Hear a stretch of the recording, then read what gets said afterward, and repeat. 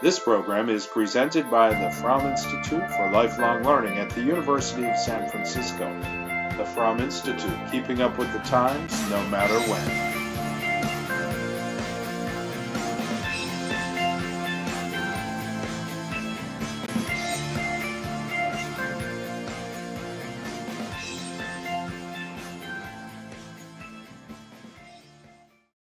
Over here, not only in the technical role for the Zooms, but also has been sending you these stories and has very nicely told me that he will make sure, in fact, that the next week's stories are posted very soon. Well, maybe even while we're at work here. I don't think of this as work entirely. I think it's a joy teaching literature and learning about some of these great writers that we're going to be reading and discussing.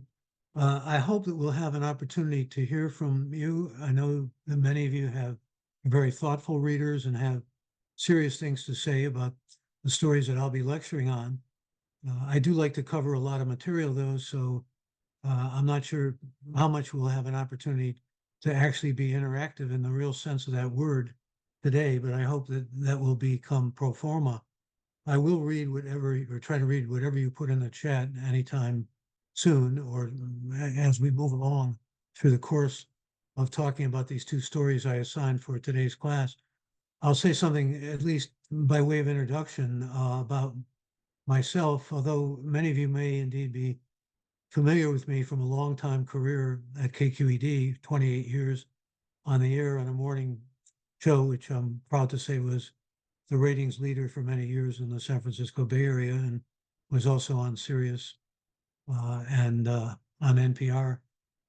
My real pedigree, to use the word that Dawei used, is as an academic, and my history is as a professor and scholar, much longer than even, maybe much longer, but I came to San Francisco State as a young professor in 1970. So do the math. I'm probably older than many of you, and finally retired from both KQED and for my two careers, also as an academic, though I still am pretty busy, not only teaching in venues like this, but also doing a podcast, which is called Gray Matter. And that's gray with an E. Just do once a week deep dive interviews.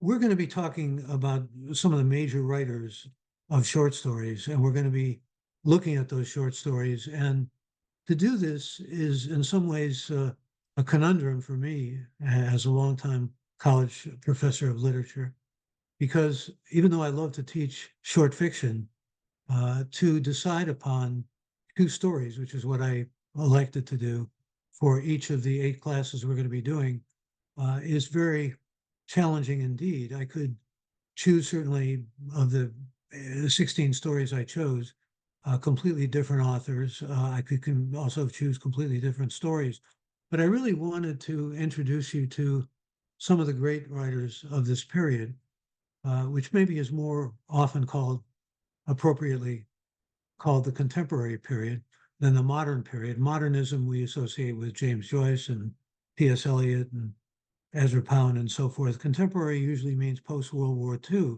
And that division is somewhat shaky and tenuous, but it works for the most part with most literary criticism, and it's almost standard. When you think about stories past the Second World War, you often think about stories that are very tragic and downbeat and reflect a lot of the disillusionment that followed the Second World War. I'm talking about, for example, a very well-known story that many of you may know, Shirley Jackson's The Lottery, which is really a story about people stoning to death randomly, someone who's selected just by a drawing, a lottery. And it's a story that reflects a lot of the pain that was processed from Hiroshima and from the Holocaust and the killing of not only Jews, but the Roma people and people who were dissidents and people who died in that war. And World War One was also, an enormous uh, cataclysmic and catastrophic effect on writers' imaginations. There were all those poets in Britain, because they lost most of their men in World War One. So we're talking about a lot of literature that is tragic and that's downbeat and that reflects some of the rather momentous and horrific things that occurred in the 20th century, and especially in the post-World War II era. So despite that, there are stories that are in the what we call William Carlos Williams language, in the American grain, that are somewhat upbeat or transcendent or positive. And I thought we'd begin with sort of one of each. um, just like I thought we would begin with a story that is what we call realistic and naturalistic, two of the dominant ways of writing fiction during the 20th century and into the 21st century. By realistic, I just mean true to life, verisimilitude, realistic in the sense of portraying reality. Naturalistic is more sort of allied to Darwin and Huxley and the ideas that we associate with evolution, and writers like Dreiser, or in the continent like Emile Zola, writers who show us that if you put life under certain circumstances, there will be certain results that can be predicted. That is, stimuli bring out results or consequences. I want us to really look at these stories from primarily four different points of view. One is the text. There's a whole theory and a whole school of criticism, literary criticism, called New School, not so new anymore, identified with a host of critics and in figures like T.S. Eliot and Ezra Pound, where you read the text and all of the meaning is in the text. You don't look at the author's life, you don't look at necessarily the historical period. The meaning lies principally or almost exclusively in the text. Then there are those who look at the writer and the writer's time or period, and we'll do some of that as well. I like to be eclectic, I like to be expansive and use whatever means or resources we have to understand and interpret literature, and also not only to interpret it and analyze it, but also to judge it. And I do like to emphasize for you the importance of deciding, why do you like a certain story? Why are you drawn to a certain story? What do you think about the story, not only in terms of its meaning, but what do you love or hate about it, frankly? And how do you respond? And there's a whole school of literary criticism called reader response. What's the effect or impact that the story has on you? And we'll also look at stories from what we call the mimetic point of view. What does the story have to tell us or reveal to us about what we could call reality? So all of that plays into what I like to think of will be the adventures ahead. Ultimately, yeah, go back to Roman times and maybe to a figure like Horace, who was one of the early literary critics, who said that the purpose of literature is to please or entertain, but also to teach and instruct. And these stories will serve as, I hope, what stories have always served as: entertainment, pleasure, delight, but also learning and interpretation of meaning and things that can apply wisdom. The two stories I'm starting with are by two of the most perhaps important figures in this post-World War II period. They were both white Anglo-Saxon Protestants. One was a writer rooted in the East Coast, one was a writer rooted in the West Coast. I'm talking about Raymond Carver and John Cheever. And I could have taken a lot of stories. I could have selected from a lot of stories for each of them, but I took two stories from them that represent later periods of their writing. And there's well reasoning behind that. Carver is a writer some of you may be familiar with, and I hope that many of you who find a story that I've selected to be particularly moving or insightful, useful, inspiring, that you'll want to read more stories by that writer, that you'll want to read more stories by all of the writers that we'll be looking at, all of 16 of them. But also, if I talk about writers that we're not reading, or if I talk about other works, I hope that they'll serve as recommendations for you to do additional reading. And I hope that additional reading will become almost a rigueur, or almost a mission for you. Very much believe in that, for if nothing else, the reasons of what we call intertextuality, another way to approach literature. You learn about a work through all the other works that preceded it. And that's something, by the way, that I will also find myself alluding to from time to time. When we think about the origins of the short story, we think about Poe and Melville and Hawthorne and the greats of 19th century American literature. And it's important to look back and realize that these stories that we're going to be studying did not appear in a vacuum or did not suddenly find their birth post World War II or after 1945. There was all that intertextuality that preceded, all that history that preceded. And the historical view is important, not only in terms of these writers individually, but in terms of the short story. When we look actually at the whole evolution of the American short story, a lot goes back to Poe, because Poe was influenced, as Washington Irving was, as many of those early writers were, by German short stories. But he was also someone who was a theorist about short stories, who said short stories affect us because they give us a unified effect, which is to say, it's not like a novel where you read one night and then you read the next night or a week later. You read a short story, usually at one sitting, and its impact is full upon you in that one sitting. I'd certainly recommend reading Poe in terms of what he has to say about the nature of the short story, because it's quite valuable and indeed very useful. So let me say something initially about these two great writers that we're going to be starting with. Um, they have certainly a bit of a time period that exists between the two of them. Cheever's story, which is much more in some ways experimental for Cheever.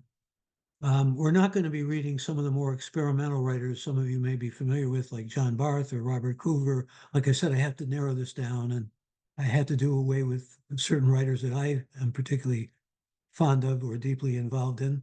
I wanted to select 16 stories that would stay with you, that would be enduring, and that would give you a kind of picture of the broad swath and wild and extraordinary diversity of American short stories in this period. But these two stories contrast in the sense that Cheever's story will strike you as, if it didn't on your first reading of it, many of these stories are worth reading multiple times, as a story that is experimental. It's almost telescoping time in different ways. It's clearly not a story that starts in one day, and it's a story that was actually derived from a novel. Cheever wrote a novel with Nettie Merrill and his family, and it was about 250 pages. And believe it or not, he burned it. And he wrote this story trying to encapsulate what was in the novel.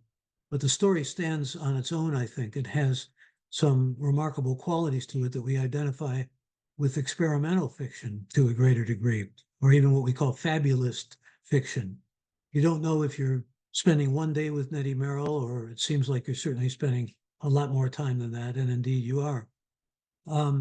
The Cheever story is much more a traditional, realistic, naturalistic story, and yet there are a lot of mythic elements in it that I wouldn't want you to be aware of. I mean, it begins with him sliding down the banister and sort of hitting the rear end of Aphrodite statue. It has all these mythic suggestions and allusions in it. But it's also a story that, excuse me, the Cheever story certainly has mythic elements in it. Carver's story is much more realistic and naturalistic, but there's something about it that moves us in different ways, almost what I would describe, for lack of a better word, as spiritual. There's a transcendent quality of it. There's a lot of drinking and a lot of cannabis smoking, but there's something that happens at the end that has to do with human connection and intimacy and vision and seeing things that certainly, especially the protagonist, who's a kind of Joe Sixpack character, was not necessarily capable on any level of seeing during the course of the story. And the story is all first person. It's not omniscient like Cheever's story. And so I like to have you introduced to a couple of stories that really, in point of view, are quite different. And the whole sense of the difference in these stories was also something that I hoped would serve in an introductory way, not only to these two writers and not only to this period where these two writers were quite dominant for first few decades. Cheever into the 60s, and then on the what I call the literary stock exchange, he became perhaps in some ways uh, less important than Raymond Carver. Carver remains probably much more widely read and much more appreciated probably than Cheever, but Cheever was in those early periods, especially in the 50s and into the 60s, one of the most dominant and preeminent writers in American literature. This particular story was originally in the New Yorker magazine. It was published there in 1964. And I mentioned the New Yorker Carver story was in the Atlantic in 1981. And so there's a gap between these two, as I indicated. But a lot of the almost resurgence of interest in the short story as a genre, as a form, began to occur more with Carver. It used to be that people were waiting for Cheever's next story. That's how popular he was. And he published about 200 short stories. He also published some novels. In fact, he won a National Book Award as well as a Pulitzer. And a collection of stories of his, Bullet Park, is kind of a world that he created, a suburban world where Nettie Merrill and the story, The Swimmer, is based. It's from those writings about Bullet Park, but he also wrote The Falconer and the Wapshop Chronicle scandals, a couple of novels, not known as well for or as appreciated as much for his novels as he was for his short fiction. And Carver wrote a novel, which I'll talk about when I talk about Carver. His best known story, by the way, was probably What We Talk About When We Talk About Love. I'll talk about that a bit too.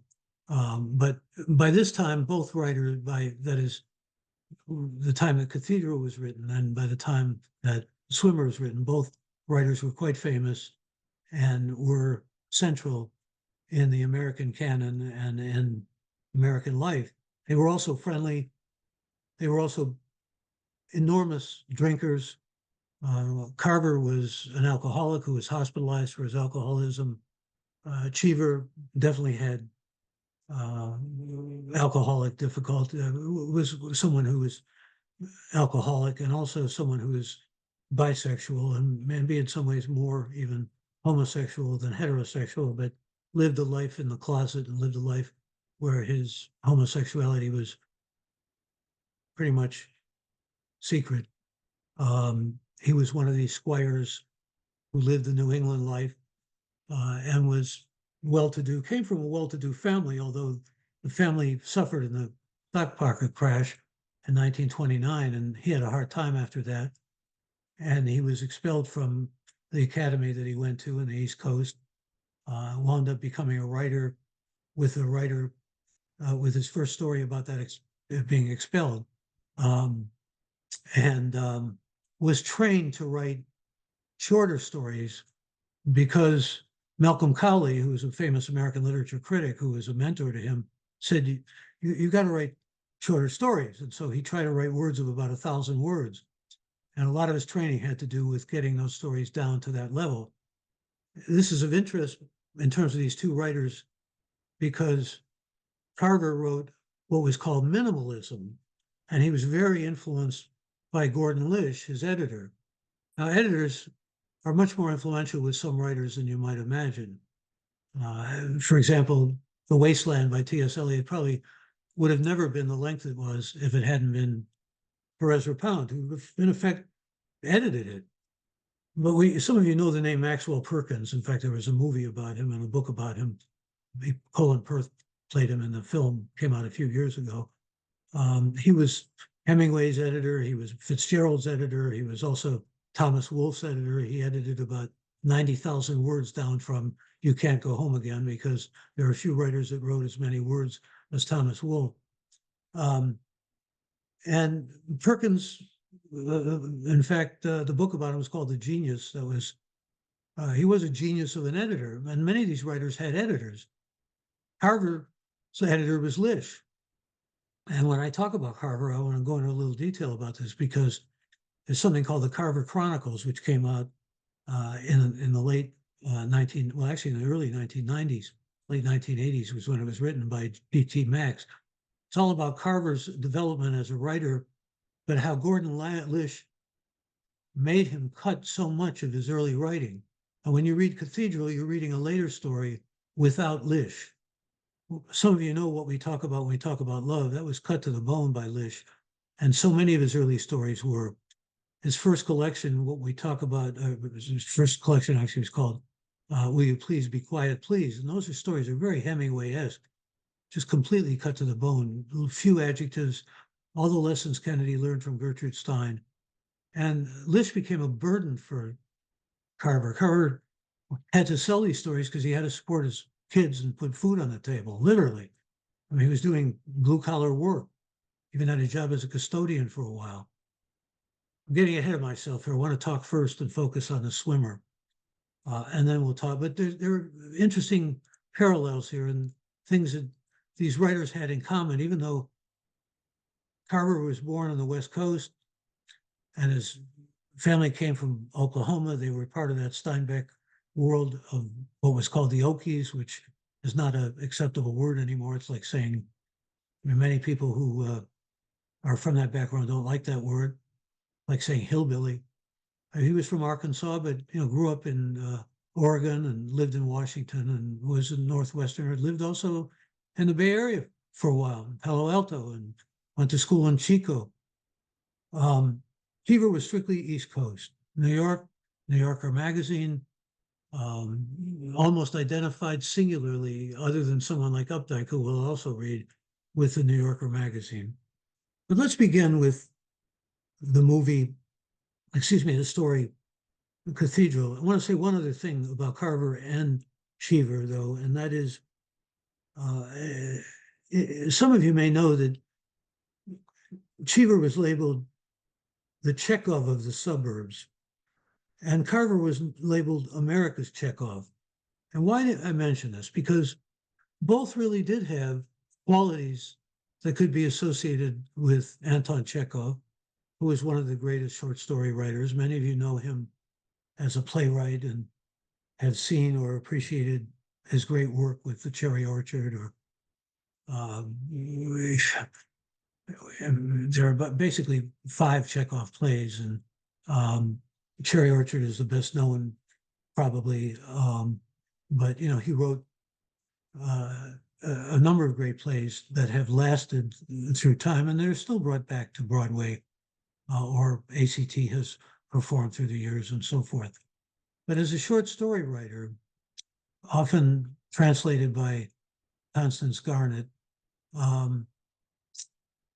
he has few peers. And he was also a doctor and a very humanistic, kind and wonderful soul. And so his stories reflect that sense of humanity and understanding humanity.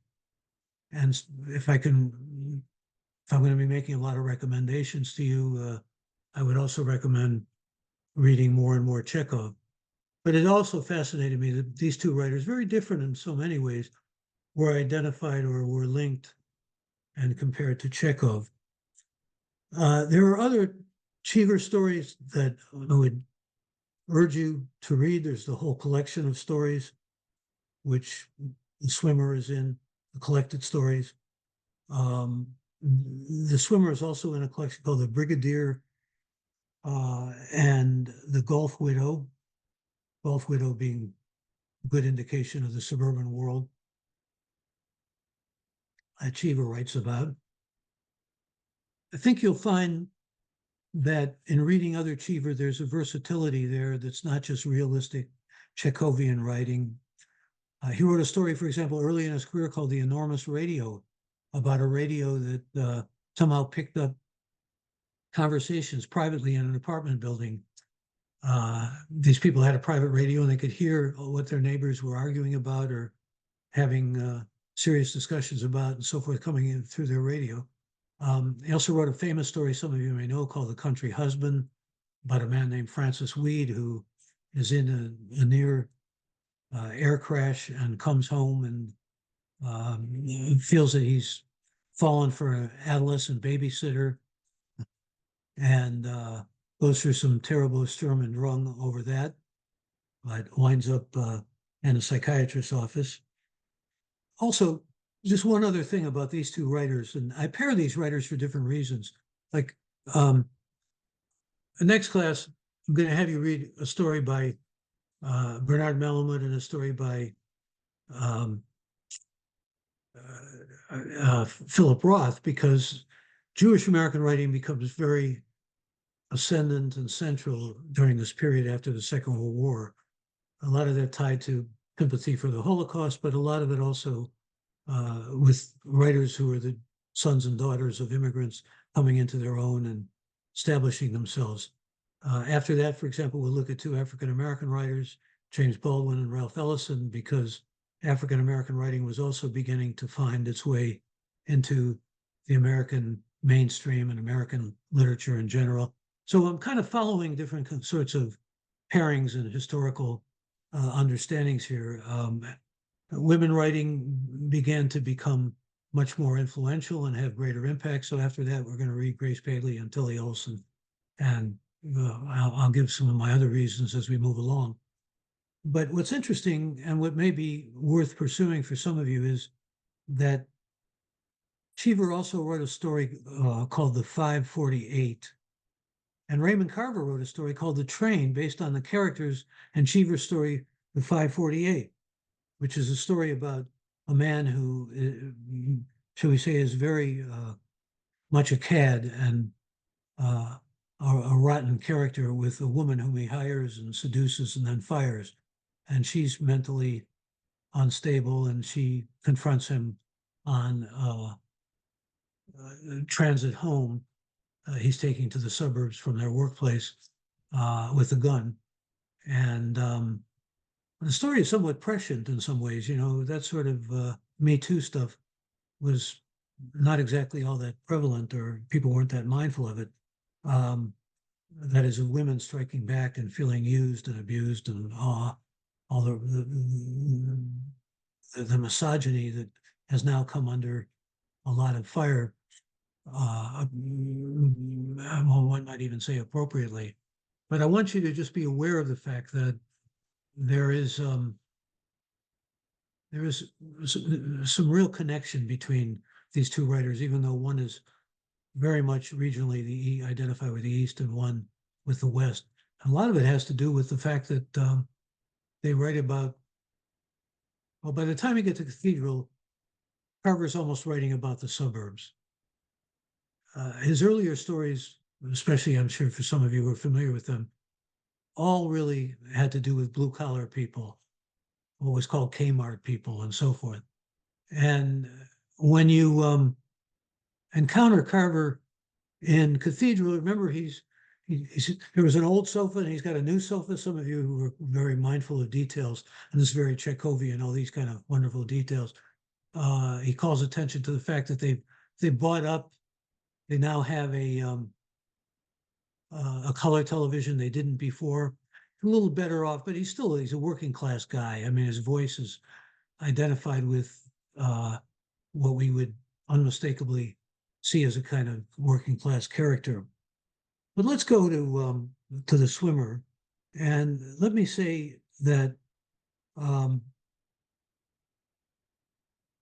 only was this planned as a novel, but some of you, I know Ruth Stein, whose work I always admired, is in this class, and so I like to bring in film when I can. And there was actually a film made of The Swimmer with Burt Lancaster. It was for a while a PBS film, and it doesn't necessarily seem to be the sort of story that would lend itself to cinema or to be a film, but it was a pretty good film.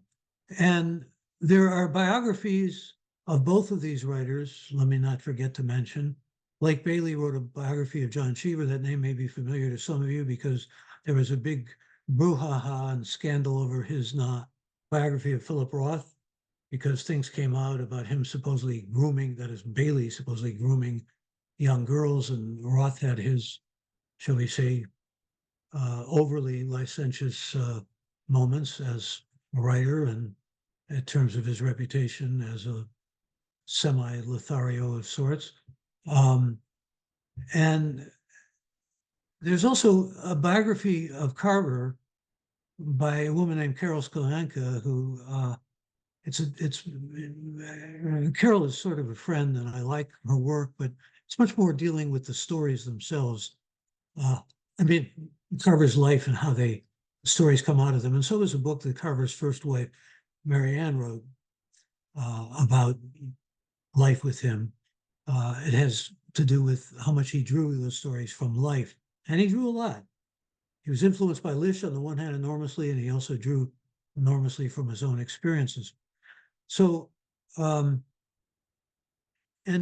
what about Cheever in this vein? Well, there are a lot of biographical elements there too. We have something that became almost mandatory in literature classes and literary criticism called the intentional fallacy in literature, which was to say, don't look for intention in a writer and don't look for biography in a writer. You have to separate the writer from the work.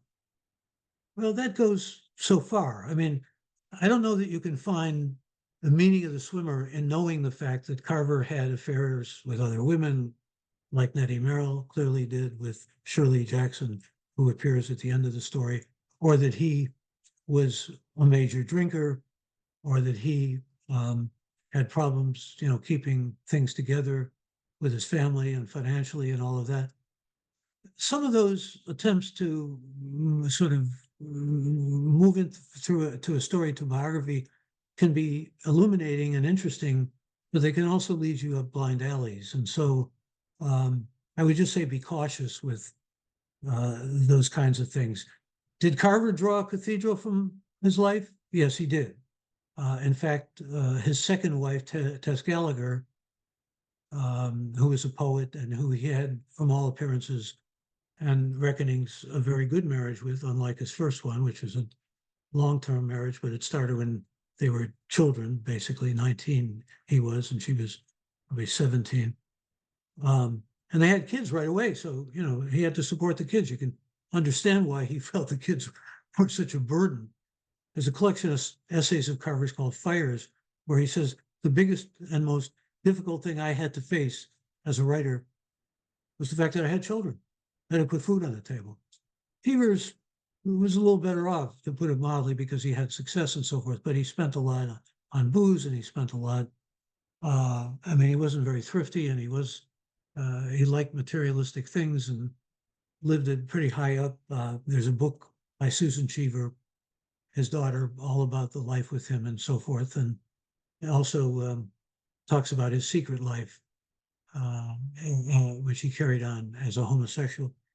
So there's a lot to recommend to learn more about these writers. And I don't want to overdo it here. I don't want to feel like I'm overburdening you, but I just want you to make you aware of the fact that when you read a story, which is just a sampling, and these are both great stories, I believe, and you don't have to agree with me. In fact, if you don't, it's welcome. There are many people who think the earlier work of Carver is better, or the earlier work of Cheever is better. And I don't necessarily disagree with that, but I find it useful to deal with these later stories, and I am drawn to both of them as well. The whole kind of social structure, though, that is in The Swimmer is fascinating to me, in contrast to what you could call the social structure in Carver's story. Although the character in Carver's story is doing better than the protagonists and characters in his earlier stories, who were, fighting just to make a living. Like I say, he seems to be somewhat better off. And by that time, Carver was better off and was getting grants and selling a lot of books and so forth. But he certainly remembers his blue collar background and remembers the alienation he felt from work. And that's characteristic of the protagonist in the story Cathedral. Doesn't like his job. We don't even know what it is, but he tells Robert, the blind man, that he doesn't like it. And that's drawn from life too. In fact, Tess Gallagher even wrote a story about her friend who was blind, who came to visit them. And it was a very different story than Cathedral. I just don't want you necessarily to confuse biography with fiction or autobiography with fiction, because sometimes it's easy to do and say, oh, this work was drawn from this in the author's life, and therefore you make a kind of equation between the two. Fiction, and particularly orchestrating work into a story and the trajectory of a story, or creating imagery or characters, often takes writers who are highly autobiographical. Even Thomas Wolfe, who's one of the most autobiographical writers in American canon, no longer in that canon, but for many years in that canon. By canon, I just mean the most accepted writers, the writers who are taught, the writers who are given real importance and even veneration. There are certainly a lot of writers who use autobiography, but not necessarily in any one-on-one way. That is, their imagination goes off, or they want to take things in a different way. I mean, fiction means lying. Writers are essentially liars. Twain used to say, never believe anything writers say, because, if they're telling stories, they're storytellers, and that means they're fiction writers, and that means they make up things. Okay. But Cheever's story is based certainly on the kinds of things that even had an experience where he was out, drunk on the road, like Nettie Merrill is in that rather powerful, humiliating scene before he goes into the public pool. And there are other things, that those who like to find morsels of, or feasts, if you will, of biography can find. I want to emphasize in this story, though, that it's really a journey. It's an epic type story.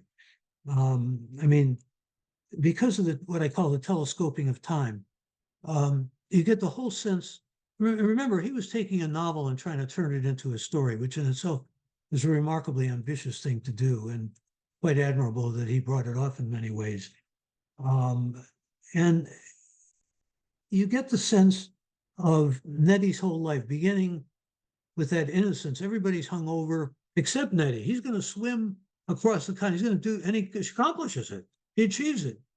He's going to take this mythic journey and go through all these swimming pools in this area that he lives in with all these people who are wealthy and spend their time getting drunk and playing golf and playing tennis and so forth. It's like what we still associate maybe with places like Hillsborough or parts of Marin County. I don't know. I don't like those kinds of stereotypes.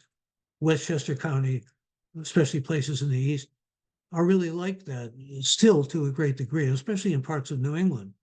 And New England still has, even the priest and the vestiarium, who's an Episcopal priest, probably not a Catholic priest, is hungover. Everybody's hungover, right? This is the life that they lead. But Nettie's going to swim across, and he's comparing himself to a summer's day, like that famous sonnet of Shakespeare's, Sonnet 18, shall I compare thee to a summer day, which is about a young man. So it's about youth. It's about the sweet bird of youth, as Tennessee Williams called it, which flies off for all of us, especially those of us who wind up often in places like Fromm Institute. Lifelong learning, because we're interested in lifelong learning, and many of us are in this older cohort now. I don't mean to be facetious about this, but it's a story about lost youth on some levels. It's also a story about dissipated youth, and it's all, as I said, telescoped as you move through the story with that beginning of all that energy and all that liveliness, looking off there. It's like it's Hackensack or Lisbon. I love that juxtaposition. Two great cities, and as I said, almost the mythic feeling of the backside of Aphrodite, the goddess of love, and naming the river Lucinda. And then, there's that terrible, dark sense at the end of the story when everything's shut down. The stupid maid, you can see his social snobbery. You see it in how he regards the Bishwangers when he goes in and she calls him a party crasher. Lucinda and I didn't invite these people. They were beneath us. All of that kind of attitude of being at the top of it, the apex of the social hierarchy, is just what Cheever manages to bring together and to connect in this story in ways which are highly illuminating of certain regions of America, call it patrician, call them affluent. Those were the places that Cheever knew very well. And those were the places that essentially he wrote about for the most part. which is why he was called the Chekhov of the suburbs. He was writing about suburban or exurban life because he knew it well and experienced it and lived it. And he knew the people in it.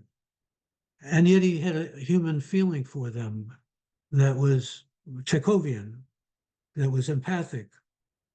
Does he empathize with Nettie Merrill? No, not to a great degree, but it comes through somewhat.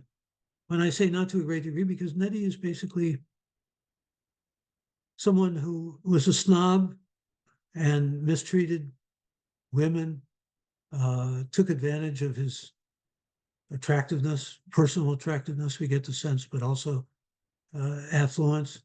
And then everything went bust. And it wasn't only alcohol, it was just probably dissipation, everything. It's a very archetypical American story. You know, you think about all those American dream stories that wind up in dissipation and drunkenness and or narcotics and so forth. I'm not saying it's exclusively by any means or sui generis to America, but it typifies. And when I use the word archetypal, I just mean, or archetypical, I just mean it's almost a mythic American story. It's a kind of collective consciousness story. All those stories about that have been made into films, for example, about those who reach great heights and then they crash. It goes back to Dreiser. And those of you who know an American tragedy, goes back to Gatsby, really, in many ways, you know, who crashes for different reasons, who is murdered, but who also built up all that wealth and all that sense of recognition as someone who people told stories about because he was a romantic figure in many ways, all that money that he had. So there's a good deal in here about social hierarchy, as there is in Gatsby, that's compressed in this story, and about that American story of being on top and then winding up really locked out of one's own home and on the bottom without a family and so forth. And Cheever does this brilliantly, I think, in a mythic way. He takes us through a change of seasons. Things become autumnal and then they become winter-like. And, you know, he's not only Ned in the autumn of his life, but he's moving into the winter of his life. And by the time, I mean, he's swimming, doing a good crawl stroke. And there are moments throughout the story where we realize things are breaking down. There's a storm, and that's key to many respects to the mythic quality of the story when things start to go downhill, so to speak. But the leaves and the hedges have turned yellow and red. It goes to the home of the Levies, and you notice the names start changing. Levies usually more of a Jewish name. Bishwenger by the end, more of a kind of Eastern European name. They're not those waspy names like early on. Even Halloran to some extent. Those are the people who swim without their swimming trunks and who may be communists or like to be identified as communists. And things begin to be very mythic. You've got Eric Sachs, who has no navel. What's happened there? You know, what is? We go from the real to the surreal. Really, we go from things that are very detailed and understandable in a realistic, again, verisimilitude way, true to life way, to much more mythic and much more almost a dream fabric or dreamscape type of events. There's even a shift in tone in this story that gives a lot of that away. In fact, some of you know the writer Michael Chabon, Cavalier and Clay, which won Pulitzer. He's a local Bay Area writer, very talented young man. Well, maybe not so young anymore, but young when I knew him. And there's an essay, you can find it online, that he wrote about Cheever as a swimmer. Says Chabon says you go from a perfect summer day to a kind of ghost story. And I think that's a pretty good description by a fellow writer and a certainly highly successful and in his own right, important writer. So bear that in mind. Um, that is the canvas of this story, the movement of it, the way we have gone from that opening. And let's look at it for a moment. Um, it's all the green water and the pleasure and all this imagery of a midsummer Sunday. Now, by the way, so some of you know Wallace Stevens' famous poem "Sunday Morning." Sunday was a time for prayer, a time for church. We even have the Episcopal priest brought into the picture here.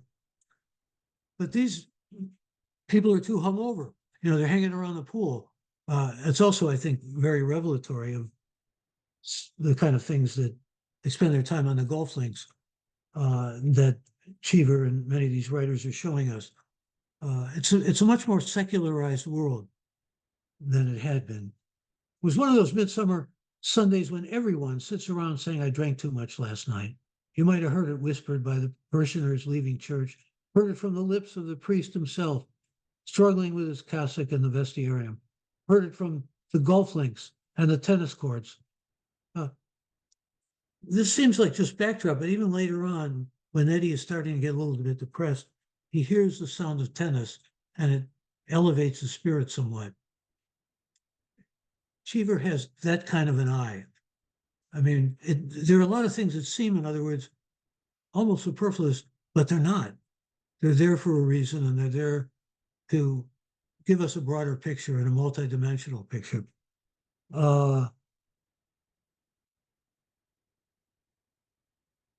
And there's a reference to the Audubon group with terrible hangover. "I drank too much," said Donald Westerhazy. "We all drank too much," said Lucinda Merrill. "Must have been the wine," said Helen Westerhazy. Some of you who know Cheever's stories know you meet some of these characters in other stories with the same names.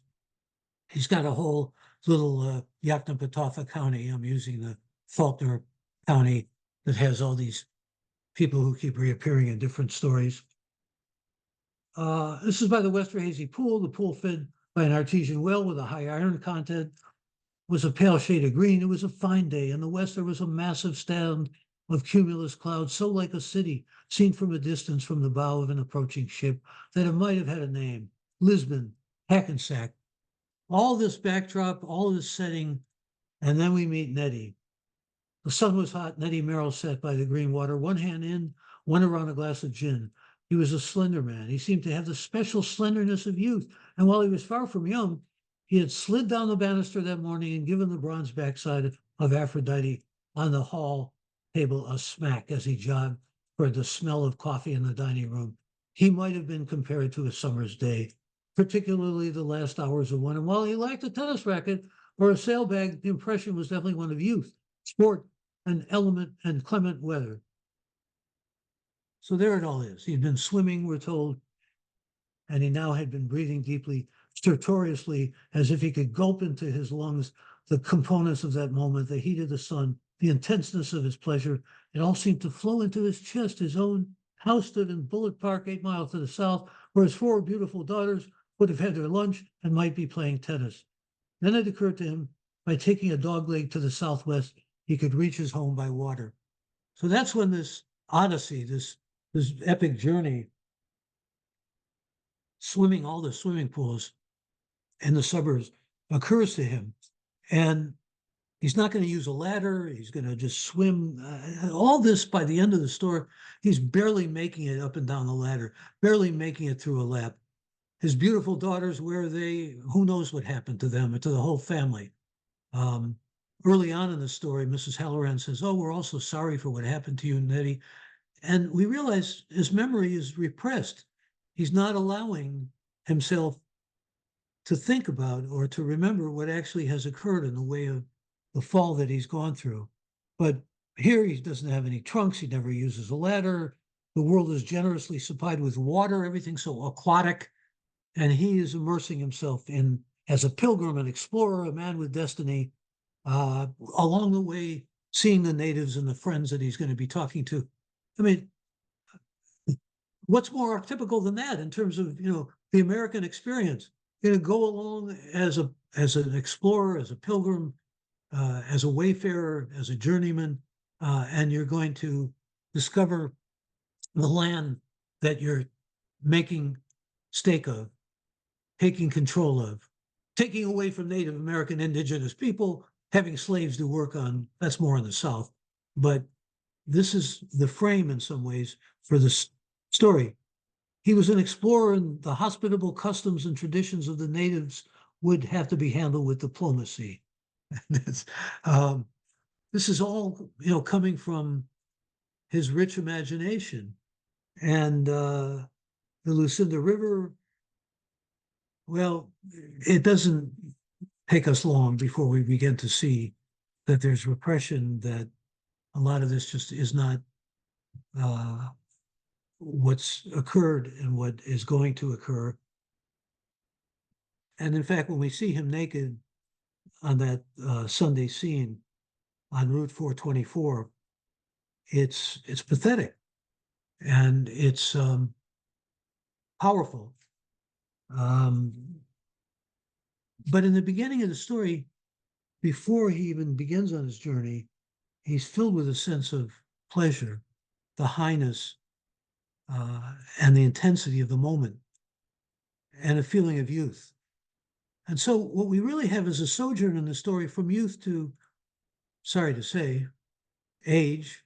When he's crying at the end of the story for the first time in his life, he's crying because of those constellations which he sees. And the interesting backstory to this story is that when Cheever burned his 240-page novel, he burned it because he realized that you could have the midsummer night constellations in the winter. It seems like an absurd and ludicrous reason to burn a novel, but it made him feel, I could do this so much to a greater degree in a short way. And this is in some ways true about a number of novels. They began as short stories, or in some of the cases began as poems, and then they became short stories. They began as novels, excuse me, and then they became short stories. But the short story is also, of course, an entirely different genre and stands alone. And most of these stories were written as standalone stories. Remind you again that a number of these storytellers are also novelists. Hemingway was also a great storyteller and a novelist. So is Faulkner. So is Toni Morrison. So is so many, James Baldwin, of the writers that we'll be studying. Okay. Let me just go to the end, and then I want us to take a short break and come back and talk about Carver. Let's move to the end of this story. After he sees Shirley Adams, he goes there and can't even remember when the affair was, and he's clearly has been there before asking her for money, asks her for a drink and she won't even give him a drink. There's a young man there, and this is pretty hard for him to reckon with because it's all starting to be processed and understood by him. That is his aging and what he's lost. There's a young man that he realizes is in the background. And then there are all the stubborn autumnal fragrance on the night air, strong as gas. What a metaphor that is about flowers being strong as gas. I mean, I'm not trying to get to the Holocaust here, which sometimes a lot of post-World War II fiction brings in different kinds of images and think about people being gassed. But it's just contradictory and paradoxical to have flowers smelling like gas. And then there are the stars, the constellations. What had become of them, of midsummer, Andromeda, Cepheus, Cassiopeia. I began to cry for the first time ever.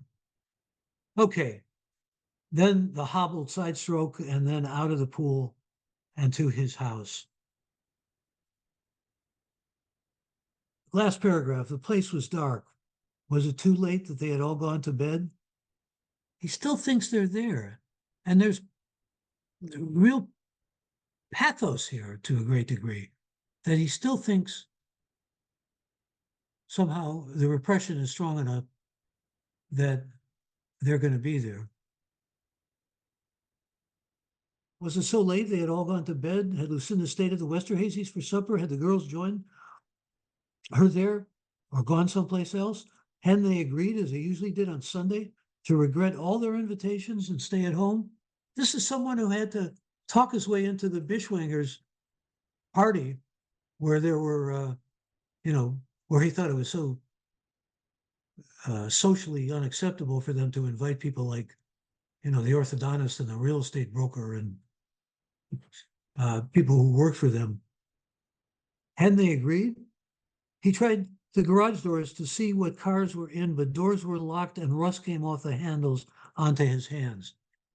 A very graphic and strong image of the time that's passed, and a very powerful and in some ways impactful, for lack of a better word, image. Going toward the house, he saw the force of the thunderstorm had knocked one of the rain gutters loose.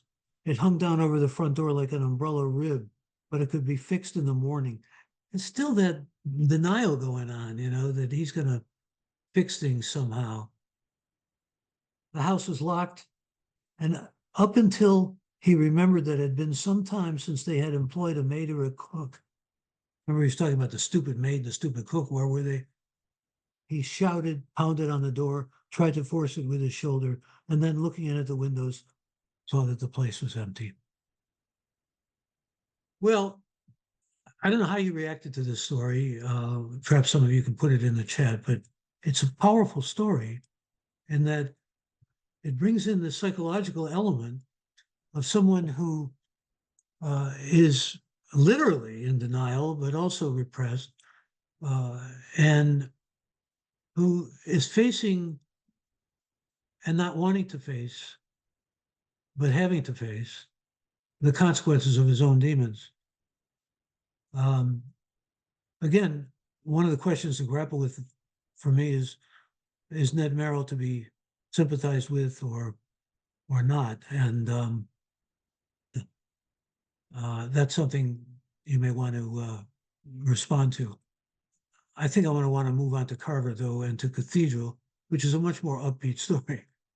By contrast, therefore, I think worthy of us spending at least the next 40 minutes on, or 35, whatever we have left. Let's take a 5-minute break. It's 2:00 exactly. And All right. when we come Now, back, in 5 minutes, I'll talk strictly about Carver's Cathedral. Thank you all. Okay. no, that's okay. Did you want me?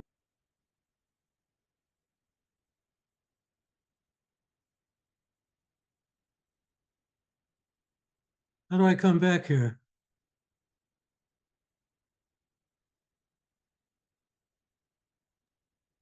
Do you have a Zoom app? If you click on the Zoom app, it'll bring up the screen.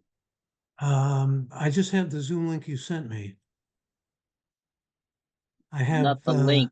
We see you. We all see you. That's okay. Let me first spotlight you. Maybe that probably do it. Okay, there I Is am. it? Okay. All right.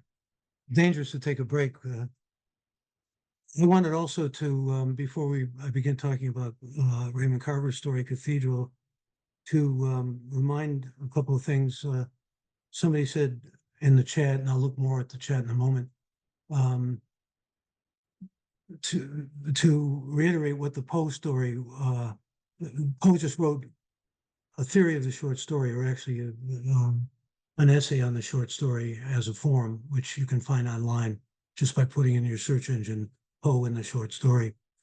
I also wanted to tell you that if any of you have anything that you want to say after you've kind of ruminated or thought about this class, or those of you who hear it on recording, and those of you who are hearing it on recording, I prefer you here if you can be here. But any thoughts about the class, any suggestions, recommendations, I welcome, pro or con, anything that you feel you would like to hear more of or less of.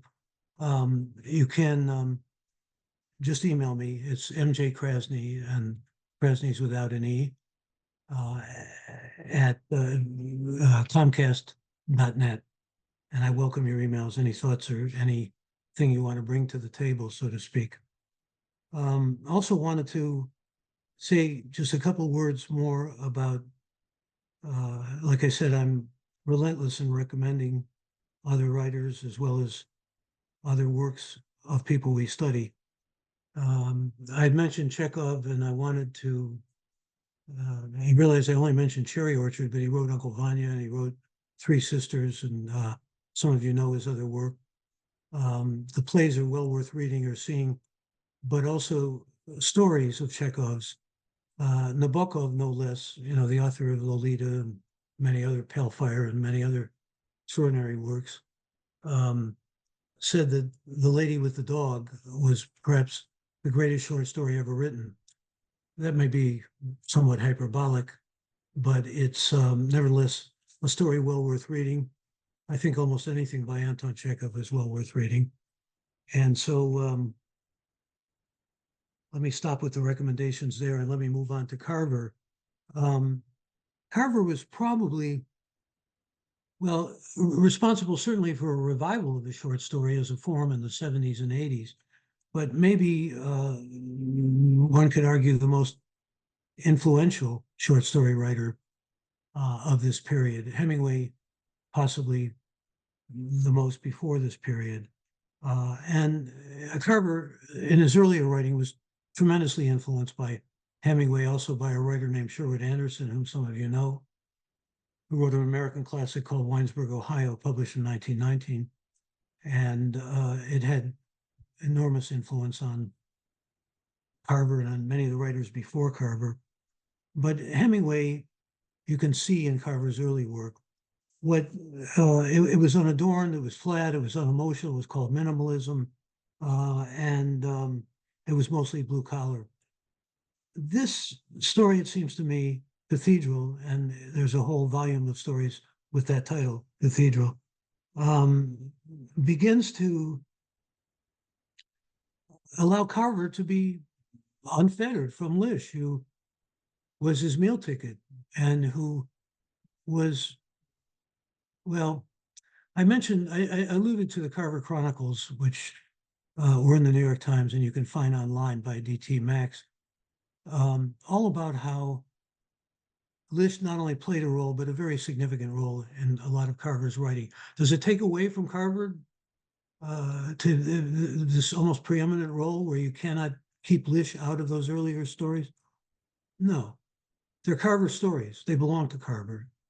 Lish thought Carver was sort of his. Lish was a terrible man. Anyways, Lish was a man who, when he was living in Palo Alto, would walk up to women and ask them, and shall we say, much more vulgar terms, if they'd like to have sexual intercourse with him. And he said, well, there was enough of those women who said yes, maybe even 1 out of 10 that made it worthwhile. And this was a kind of more maybe promiscuous and free-flowing time. But he was known as Captain Fiction. He was the editor of the Esquire magazine fiction section. And they paid, pretty decent money in those days. In fact, the girly magazines, Playboy especially, was one of the highest paying for short stories. And so you had some very quality short story writers whose work would appear in Playboy. Esquire was more genteel and, didn't have pinups and things like that, but it was a men's magazine. That was how it was described. And Captain Fiction was somebody Carver really needed in his life. And he was going through hell because he felt he couldn't tell the stories the way he wanted to. There are people who read Cathedral and they think, oh, it's a sentimental story. Carver was not sentimental when Lish was editing his stories. A recommendation, there's a story of Carver's called A Small Good Thing, which is a remarkable story. So it's up there in my pantheon with Cathedral, which is a great story for me, and I hope for many of you. But A Small Good Thing was written after a story called The Bath was written. The Bath was written, cut to the bone by Lish. You don't even know what happens at the end of it. But there are many who read that, fans of early Carver who say it's a better story than A Small Good Thing, which ends, some of you may know the story. In fact, there was a movie made that Robert Altman made based on Carver's stories. that it was more about Los Angeles in some ways than it was about Carver stories, but it had elements of A Small Good Thing in it and elements of other Carver stories that are recognizable. Altman said, it was completely devoted to Carver, and they had to fight for rights to the stories and so forth. But he went his own way as a filmmaker. I just mentioned that because if you read those two stories, you'll see there's a vast amount of difference in early Carver and later Carver. So here we are with later Carver. Some favor the earlier Raymond Carver, who was much more tied to his blue collar roots, which is the reason some of those favor him. He was born in a logging town, Clanskine, Oregon, a very small town most people haven't heard of. And his father worked in a sawmill. I mean, he had real blue collar roots. And like I said, by 19, he was married and had a couple of kids right after that. He also, as I said, went to Chico State at first and had the good luck of meeting John Gardner. John Gardner was not only a mentor to Carver, helped him as a writer, helped him get published, but also gave him his office to work in. And he needed a place with two little squalling kids around. Raymond Carver, A Writer's Life, Carol Sklenenka's book. She also did a biography of Alice Adams. I mentioned her before. And there are other biographies of Carver that probably aren't as good. He also went to Humboldt State. He had a stipend to the University of Iowa, the famous Arthur's Writers Workshop there. And in 1967, he published Will You Please Be Quiet, Please, which even in its title kind of echoes Hemingway. Some of you know Hills Like White Elephants. It made Best American Short Stories. He won a lot of O. Henry and short story awards. Let me just tell, before I get to Cathedral, two quick stories about Carver that have always stood out in my mind as exemplary of his life and of him as a writer. When he started having some success, well, let me go all right. When he started having some success, he came here in the Bay Area, came to Berkeley, and they said, oh, we've lined you up as a speaker in a graduate seminar in American literature, contemporary 20th century American literature. And Carver said, well, that's okay, but tonight, don't you have something here called dumbbell literature for people who are more in a remedial composition situation, status, class? And I said, yeah. And he said, I'd like to talk to those students. I mean, it just shows that his real roots, where his real roots were and what he really identified with. And then there's, take a look sometime at a picture of Raymond Carver, a photograph of him. I mean, there's a lot of, especially in many of those earlier photographs, you can see what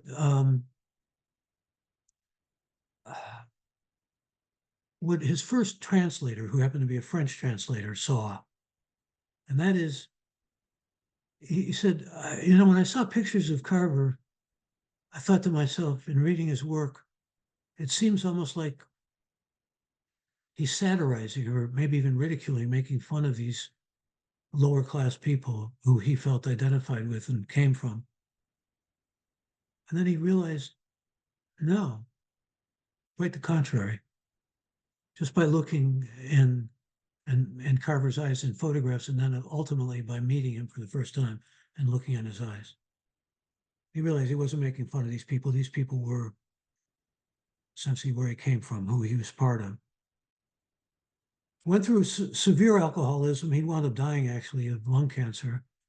And some of you may know that he also wrote a lot of poetry and wrote a single novel called Furious Seasons. I think it was a failure for good reasons. He just didn't have a novel in him, like a lot of great short story writers. And he wasn't all that great a poet. I mean, some of his poems are worth reading. A lot of people give deference to the lines that are on his tombstone that are from a poem of his after he met Tess Gallagher, his second wife. What did you want? To call myself beloved, to feel myself beloved on this earth. Now, those are very stirring words, especially when you think of Carver's life and all that he went through. Went through some hell, really. I mean, personally, bankruptcy, alcoholism, divorce. I'm not saying those three are equal, but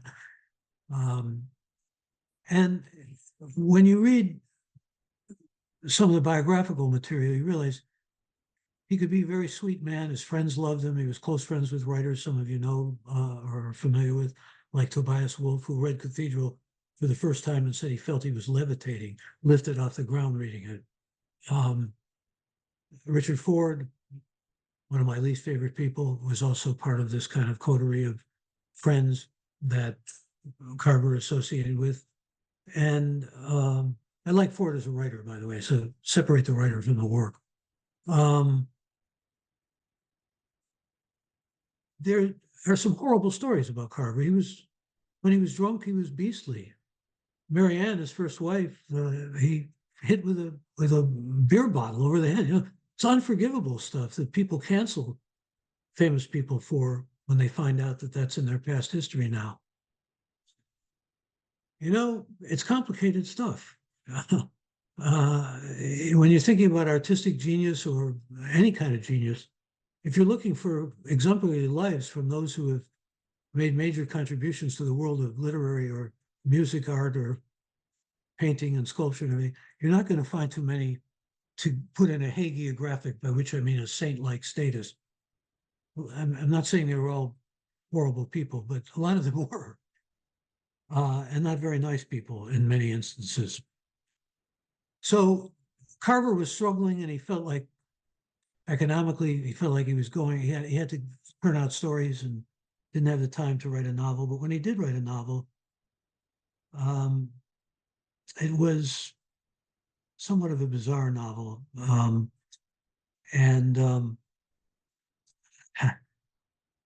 mean, it had a lot of misogyny in it, for one thing.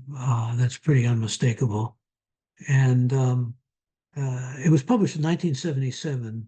And the title was Furious Seasons, but it didn't have much of a life to it. And it was about an experiment in which a guy impregnates his sister and then he kills her. And I mean, it's bizarre. Some of you may, especially if you're fascinated in Carver and want to know more about his life, may want to read it. I would suggest more reading Fires, which I alluded to earlier, which are essays that he wrote about himself and his life and his family and so forth. But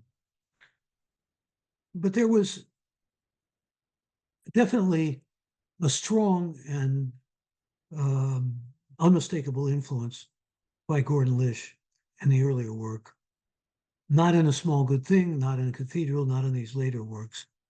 And this later work is drawn, as I said, from a story in Carver's own experience when, at that time, he was married to Tess Gallagher and she had this blind friend and brought him on board. But the voice in the story is unmistakably that of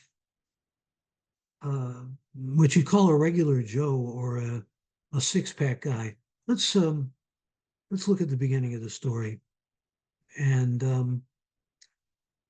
I want you just to hear this voice because it's a very singular and distinct voice that Carver creates for us right from the get-go in Cathedral. Now, if you read what we talk about when we talk about love, it's almost all dialogue, the whole story.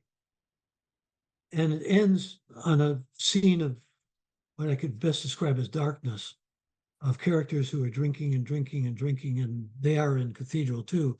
But there's an emptiness and a kind of almost nihilistic feeling at the end of what we talk about when we talk about love. It was, by the way, in that movie, a drama, the movie I alluded to earlier, Um, and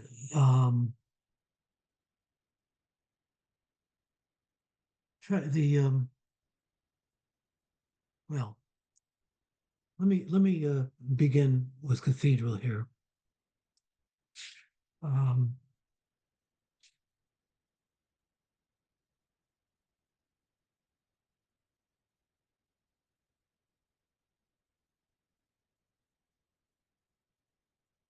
okay. Notice in the opening paragraph, there's kind of a lot of information. It's almost what a writer does. It establishes what the plot is going to be or who the characters are going to be. Me, my wife, and the blind man. And those are the three characters. But there's background in the opening paragraph, and there's a distinct voice that comes across in that opening paragraph, unmistakably distinct in so many ways. Um, just the way he phrases things, for example. This blind man, an old friend of my wife's, he was on his way to spend the night. His wife had died. It's all very declarative, very factual almost. So he was visiting the dead wife's relatives in Connecticut. Called my wife from his in-laws. Arrangements were made. That's the voice, right? He would come by train, a 5-hour trip, and my wife would meet him at the station. She hadn't seen him since she worked for him one summer in Seattle 10 years ago, but she and the blind man had kept in touch. And there's that word that becomes very significant in this story, touch. The blind man touches his wife. They touch each other. Touch in the sense of being tactile, in the sense of what we often associate with touch, intimacy, closeness, human connectedness is at the heart of the story. But it was only through tapes that they kept in touch, right? Now he's appearing. And we're told in the story at one point that there was a tape that she was going to play where he starts to talk about what she talks about with respect to her husband. And we realize, because there's fizz on the tape or it doesn't play, it's interfered with static. And he's relieved almost.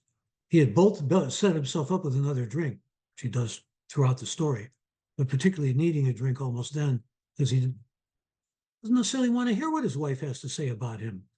I mean, this is a marriage that's in trouble, and there's only 3 people in this marriage. But the triangle that's set up initially, I want to get back to his voice in a moment. The triangle that's set up initially is with this blind man who is invading from the standpoint of the protagonist who's telling the story. What's he doing? What's he coming to my house? I didn't want him there. I don't like blind men. They make me feel uncomfortable. In fact, the only blind men I know are from the movies, or the only thing I associate with them are the way they walk around, needing help and everything, and the way they're portrayed in films as invalids for the most part, helpless people. Robert turns out to be very different. Surprises the protagonist, who never has a name, who becomes more and more drawn to Robert and admiring Robert. And in fact, the triangle turns from what seems to be the wife and Robert, with the narrator excluded and feeling jealous and petty about it and everything. It's a triangle that moves more toward the narrator and Robert. I don't necessarily mean homoerotic, though you could indeed almost place that kind of interpretation. His hand rode my hand, his hand, anyway. So this is factual for the most part initially. I wasn't enthusiastic about his visit. He was no one I knew, and his being blind bothered me. My idea of blindness came from the movies. In the movies, the blind man moved slowly and never laughed. Sometimes they were led by seeing eye dogs. And notice this last sentence. This is right out of the old joke about Winston Churchill. A blind man in my house is not something I look forward to. Never end. Churchill said, he was told never end the sentence in a preposition. He said, that is something up with which I will not put. Okay. It's a great line. But, he's giving this background and he's saying, and she told me something else. On her last day in the office, the blind man asked if he could touch her face. She agreed to this. She told me he touched his fingers to every part of her face, her nose, even her neck. By the way, the neck was considered an erogenous zone. That is a part of the body that actually stimulates eroticism. And even her neck. I don't know how many of you are even mindful of this, but later on in the story, talking about feeling that onion skin bag that they were going to essentially draw on and draw a cathedral together. And he said, even the edges. There's things like this in the story that maybe at first reading don't necessarily become all that aware. Like he's talking about the blind man and feeling maybe a little bit sorry for him and his wife. And he says, pathetic, that one word. Later on, he talks about his pupils moving from one place to another. Creepy. He's a man of limited words. And sometimes it's just one word like that that comes out. It's for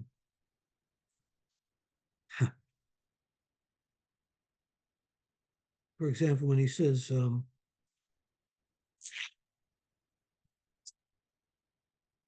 I going there? Oh, thank you for that. You got it. We got the text up on the screen. Wonderful. There are moments in the story where just one word will suffice, and it does. I've got my own old text here. And you don't have to necessarily hunt these down, but I thought it would be interesting if you just became aware of them later on in the story. For example, toward the end, he says, so I began, first I drew a box that looked like a house, could have been the house I lived in, and I put a roof on it. At either end of the roof, I drew spires. Crazy, just one word will suffice. There are a few other instances like that. But here in the beginning, we're just getting acquainted with him. And he's, telling us his wife almost committed suicide. He's giving us all these facts. How do I know this? He says about what the blind man did with touching her and stuff, because she told me. Like you wouldn't expect necessarily her to tell him this, but she did. Or you wouldn't expect him to be privy to these kinds of things. He says early on, I'm not the kind of guy who reads poetry, I wouldn't choose to read it. But she writes poems all the time and listens to tapes. There's a kind of almost lack of understanding, maybe even a bit of contempt or something that borders on contempt. He's not in sync with her, clearly. And this is, as I said, a marriage which has its difficulties. And when he starts saying, when he starts thinking, now this blind man is coming to my house early on in the story, what does he say? He says, maybe I could take him bowling. He's being sarcastic and he's being unkind, really. And what's revelatory in that scene, and we've moved into a scene from his giving us all this information, his resenting in his pettiness, not only the former boyfriend or lover of his wife, but also the blind man who may have never been his wife's lover, but nevertheless felt her skin and touched her and so forth. Jealousy, yes, but also kind of a petty jealousy. Well, I'm not even going to name this guy. Why should I do that when he had her favors before I did? It's small-mindedness. And he's listening to the tape and hearing his own name before things are shut off. And that's when he says, maybe I could take him bowling. So there's aggression there too. He says, I don't have any blind friends. And his wife says, you don't have any friends, period. Besides, she says, God damn it, his wife just died. Don't you understand that? A man lost his wife. I didn't answer. She told me a little about the blind man's wife. Her name was Beulah. Beulah, that's a name for a colored woman. Now, a lot of you are old enough to remember Beulah, played by Ethel Waters, who is a remarkable actor. Can't use the word actress anymore, so I won't. You're not supposed to, but anyway. So many Black actors who are women could not realize their talents and always had to play maids the other main character in the TV show Beulah, which was about a maid, was the next door neighbor maid, Muriel, played by the woman who is name is eluding me now, who was the black maid in Gone with the Wind. It'll come to me. These things are delayed now and at the stage of life, but she was. They were both remarkable actors, and yet these were the only roles they could get. And, you know, the point is he's used to seeing things on television. He spends a lot, he turns on a TV, which irritates his wife. He says at one point when she says, oh,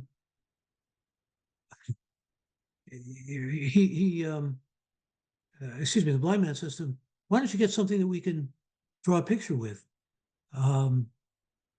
Because he can't come up with the words to describe a cathedral. He's not a verbal guy. He's not a guy who's very articulate at all. And so he says, what if I had to think of Butterfly McQueen? See, it's a little delayed, but it comes in. Thank the powers that be, whatever, that it's just delayed. You know, because you get to a certain age and you start to wonder what's happening to those neurons. You know, are they moving toward dementia? As long as they're not doing that, you've got to be thankful and feel gratitude. He, you know, he's going to go up to her room, and he does go up to her room. She has a separate room, bedroom, and so forth. This is a marriage, as I said, it's got some real problems, and you see it early on here. She's angry at his lack of empathy, and she's also, you know, kind of jousting with him. Was his wife a Negro? I asked. Are you crazy? My wife said. You just flipped or something? She picked up a potato. I saw it hit the floor and roll under. I said, what's wrong with you? I said, are you drunk? I'm just asking, I said. And then she filled me in with more details than I cared to know. He just doesn't have the interest. He's kind of presented here as a somewhat petty, jealous guy. Loves his wife probably, but at the same time feels. I mean, when Robert comes, she's smiling, she's beaming, she's happy to see him, and he says, "Boy, I don't." Basically, you know, tells us that's amazing. Can't believe it, because he doesn't get any of that from her. I mean, what we see is the wife's feelings about Robert, who's a gentleman and who's a very fine man and a cordial man, and wants to feel that the narrator feel we two have been doing all the talking. So when the wife finally does fall asleep, he pays attention completely to the narrator. And then things begin to shift. And the narrator opens up more. Now, how much of that has to do with the booze and the cannabis? That's a question that you have to kind of deal with, but nevertheless, something remarkable happens in the story, regardless of the booze and the cannabis. And that is, they create art together. There's a transformation in the narrator that's unmistakable. I mean, he thinks like a guy who watches too much television. He says, I got to describe a cathedral. What if my life depends upon it? What if some evil guy is out there and he's ready to kill me unless I come up with the answer? I mean, it's pathetic in a way, but it's also humorous, and it reflects the limited worldview he has. Like I said, you can make him into almost a working class character because he's so alienated from life and from his work and hates his work and so forth. It's a realistic story, but it's also a highly allegorical story. It has elements of both. But what I think occurs in the story, and you could say pejoratively, this is sentimental, and this is, you know, because he's intoxicated or had too much to drink, is he was among the blind who now can see. Okay? Make it sound biblical. He's able to see in a way that he could not see. I think about the poet Adrienne Rich, some of you may know, who wrote a wonderful poem called Planetarium, where she says it's about a woman astronomer trying to give credit to these women who are great in science who somehow never got the credit they deserve. What we see, and seeing is changing. And he sees at the end, he sees something he never saw before. And if you want to think that's falling at the bathos, by which I mean sentimentality, that's okay. I can understand that. But he's gotten closer to empathizing with, I mean, take the scene where they eat together. I mean, it's a remarkable scene because it's almost as if there's some kind of transformation going on there, or some kind of communion, which can take place in a strange fashion when people actually sit down and break bread together, as the saying goes. You know, there's a wonderful film by Louis Buñuel, who I always admired enormously as a filmmaker, where um, these people, you go into this home, it's the discreet charm of the bourgeoisie. You go into this home and these people are sitting on the toilet and the toilet doors are open and they're not at all self-conscious about it or embarrassed. When they eat, they get self-conscious and they want to eat without people looking at them. Um, Different rituals have different kinds of things that we do in terms of our bodies, and feeding ourselves or eliminating have different ways of self-consciousness or expression that sometimes can just be almost built into ritual. So here we dug in after he makes a joke, you know, now let us pray. Pray the phone won't ring and the food doesn't get cold. We dug in. We ate everything was to eat on that table, on the table. We ate like there was no tomorrow. We didn't talk. We ate. We scarfed. Now, these are cliches and platitudes, but this is how this guy expresses himself. But boy, he wants to say so. Like we ate like there was never any much eating before. We grazed that table. We were into serious eating. The blind man had right away located his foods. He knew just where everything was on his plate. It's like when he says, do you go on look out of the plane on the right or the left? And the wife says, what does it matter? And he answers. I mean, he's responsive. He's filled with kind of a bonhomie, you know, a good spiritedness and fraternal feeling that comes out at the end of the story and that brings the narrator into his orbit and into empathizing with him. Not to mention the fact that he did have a wife that died. All right, I said to them, I watched with admiration, and that's a key line. Because now they're eating together remember in Cheever's story, he says, these are about the Bishwingers. These are kind of people that probably eat peas off their knives, you know, that class attitude. Here, the eating becomes a different kind of metaphor for something to admire. He uses knife and fork on the meat. He could cut two pieces of meat, forking the meat into his mouth, and then go all out for the scalloped potatoes, the beans next, and then he'd tear off a hunk of buttered bread and eat that. He'd follow this up with a big drink of milk. Didn't seem to bother him to use his fingers once in a while either. And then, you know, after that admiration, there's some jealousy again, right after this. They talked of things that happened to them. These past 10 years, I waited in vain to hear my name on my wife's sweet lips. And then my dear husband came into my life, something like that. But I heard nothing of the sort. More talk of Robert. Robert had done little everything. He was a regular blind jack of all trades. But most recently, he'd had an Amway distributorship. And but from time to time, he turned his blind face toward me, put his hand under his beard, asked me something. How long had I been in my present position? 3 years. Did I like my work? I didn't. Was I going to stay with it? What were the options? Finally, when I thought he was beginning to run down, I got up and turned on the TV. And of course, this makes his wife irritated as a result. I mean, she's only irritated here, but when she comes down from upstairs and she sees they've lit up joints, I mean, the husband's doing, she gives him a savage look. But look at Robert. He had never smoked pot before, but he wants to see what it's like. I mean, he's, you know, an experimenter, a pilgrim, maybe a bit like Nettie Merrill in the previous Cheever story. He wants to know what it's like, and he wants to experience it for the first time. And he has this whole attitude about life itself. He says, we're always learning, Bub. Always calls him Bub. Always learning. I ain't got eyes, but I've got ears. He doesn't say I don't have eyes. But it's implied when he says, I got ears. You know, I heard that. He's a likable character.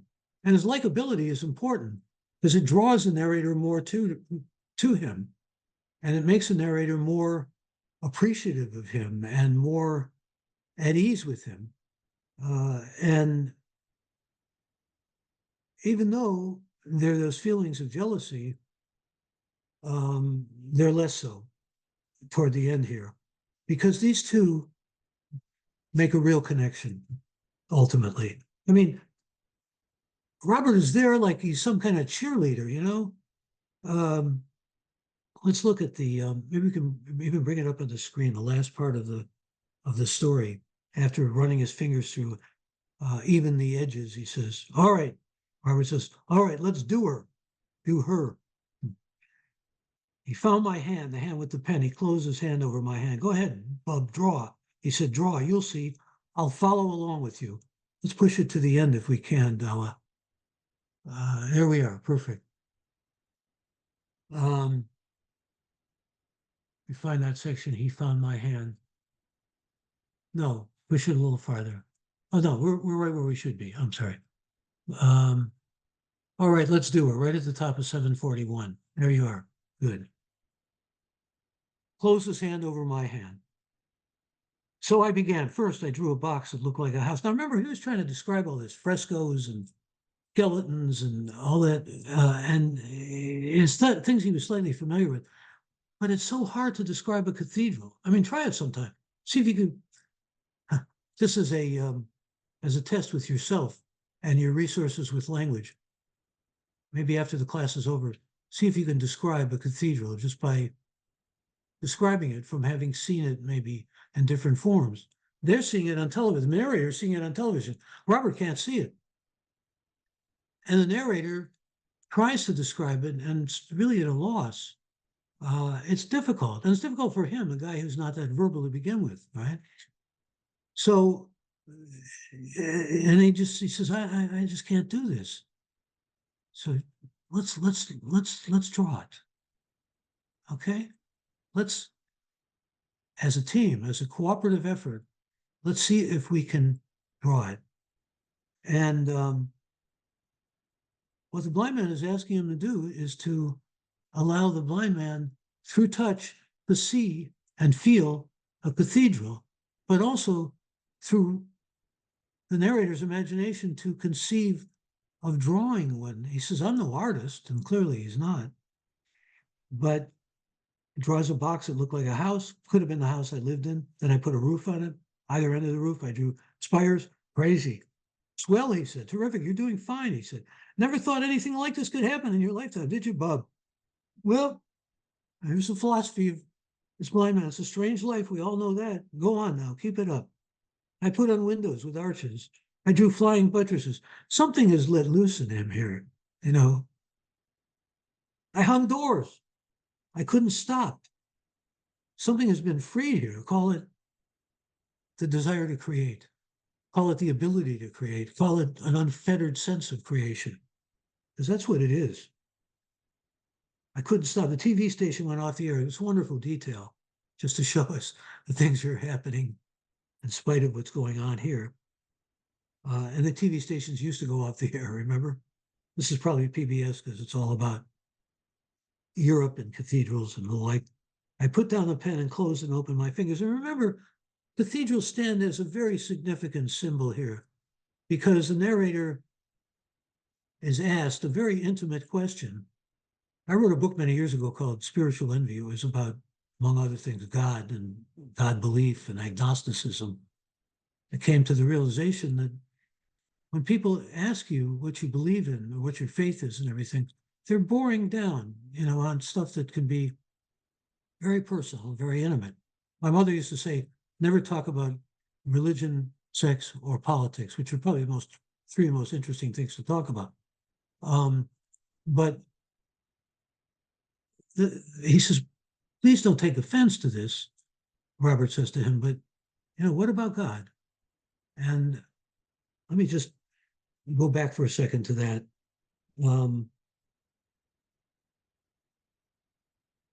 I just want to get the text here. When he asks him about God, and remember, he's a guy who has bad dreams, this narrator and everything else, and is living an unhappy life in a bad marriage. And in those olden days, God was an important part of everyone's life. You could tell this from the cathedral building.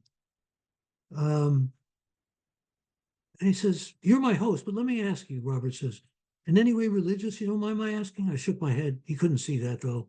Wink is the same as a nod to a blind man. "I guess I don't believe in it, in anything. Sometimes it's hard. You know what I'm saying?" "Sure I do," he said. Right, there it is. In another era, cathedrals could be what they were, a multi-generational, because people didn't live that long, tribute to God, to one God.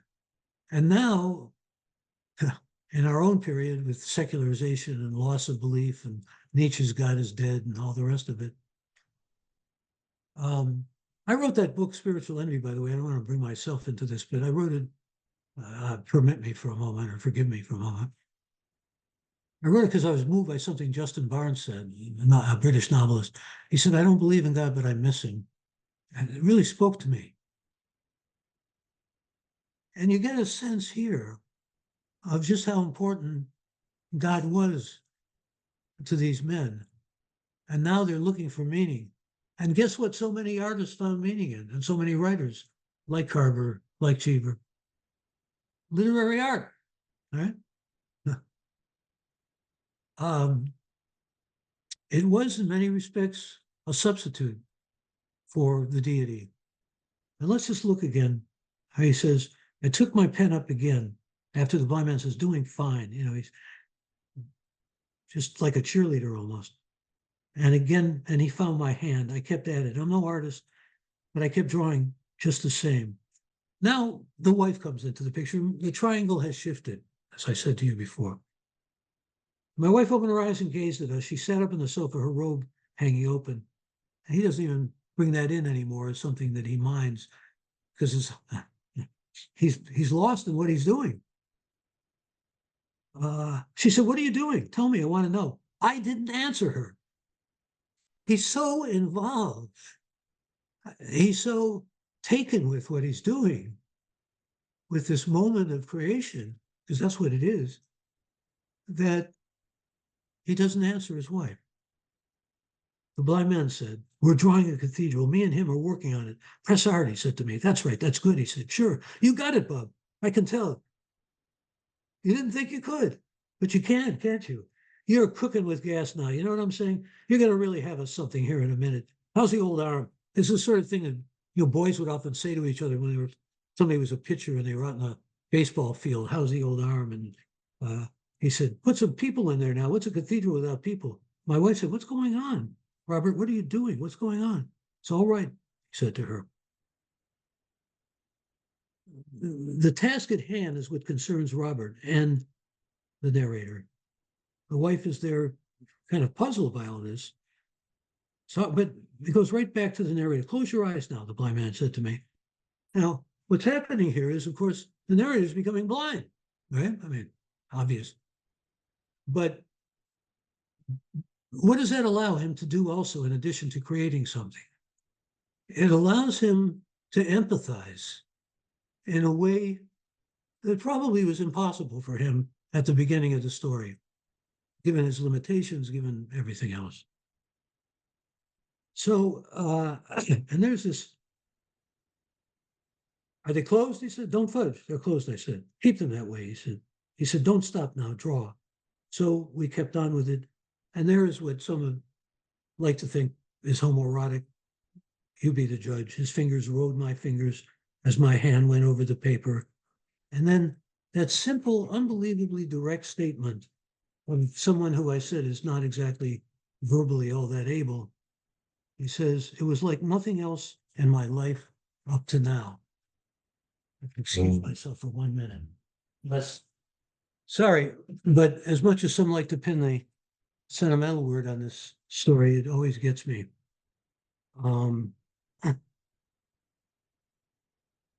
I think that's it. I think you got it. He said, "Take a look. What do you think?" But I had my eyes closed. I thought I'd keep them that way for a little longer. I think he wants to keep on empathizing and wants to keep on experiencing what it's like to have to see pictures in one's mind, to have to create those pictures in one's mind. And there are a lot of mythic interpretations of the story. Some people see it tied to Oedipus, who was blind. Some people see it tied to James Joyce, who was blind, to John Milton, who was blind.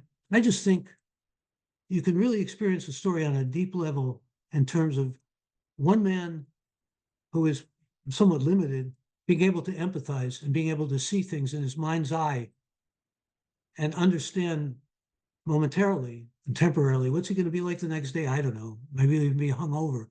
But at this moment in time, he is commiserating at the same time that he is seeing, as he never saw anything before.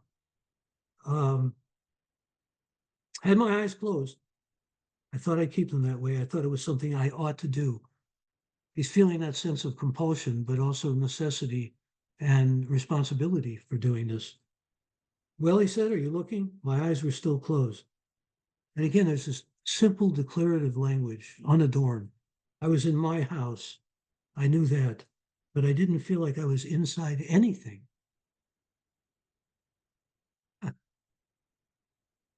Very simple words. It's really something.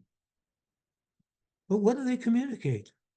Wow. I mean, subtextually, beyond those three words, they communicate so much of what this experience represents, which is transformative, transcendent, which is really remarkable, extraordinary. And as I said, there are some who like to identify it as being overly sentimental, schmaltzy even, or talk about it in terms of we've gone too long, and I was only supposed to go to 2:40. I didn't realize. I was thinking we were. Oh, I'm sorry for those of you who have been here past the time we were supposed to be here. Let me just wrap up and say this is an amazing story. They're both amazing stories. You're going to read two remarkable stories next week too, both by strongly identified Jewish writers, Bernard Malamud's story Jewbird and a story by Philip Roth called Defender of the Faith. Thank you for your patience. Thank you for your attention. And again, my apologies. I should have wrapped up earlier, but I guess I wanted to get to the end of the cathedral.